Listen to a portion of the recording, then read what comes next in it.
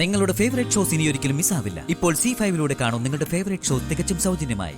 എന്തെങ്കിലും കേട്ടാൽ ഉടൻ വീട്ടിൽ വന്നിരിക്കാനും കൈഞ്ഞരമ്പ് മുറിക്കാനും മാത്രം ബുദ്ധിയില്ലാത്തവളല്ല എന്റെ മോള്.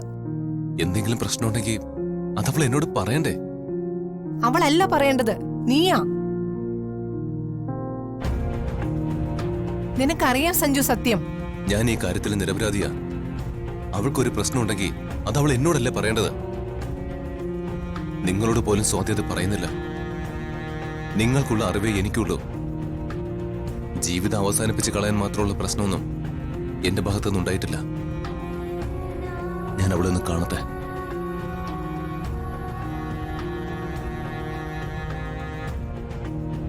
സ്വാതി, സ്വാതി, വാതിൽ തുറക്ക്. സ്വാതി, വാതിൽ തുറക്കാനാ പറഞ്ഞേ. സ്വാതി, നീ വാതിലൊന്ന് തുറക്ക്.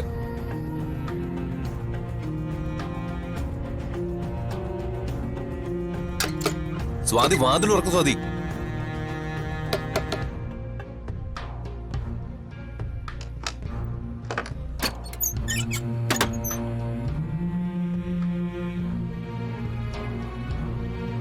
നിന്റെ പ്രശ്നം എന്താന്ന് എനിക്കറിയണം. നീ അത് പറയാതെ ഞാൻ പോവില്ല. സ്വാതി, സ്വാതി, വാതിൽ തുറക്കാൻ. സ്വാതി,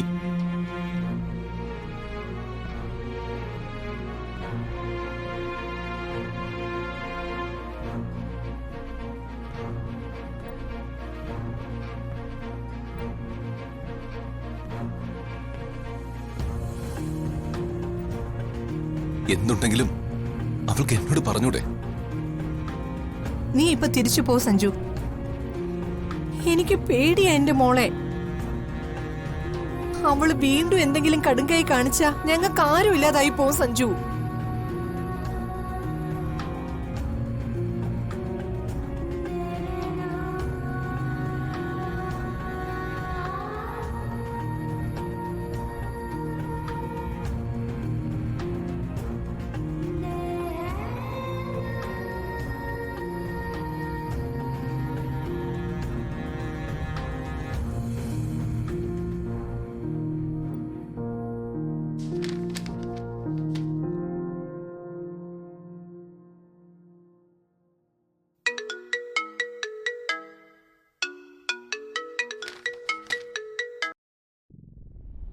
ഹലോ, ഞാൻ ദക്ഷയാ.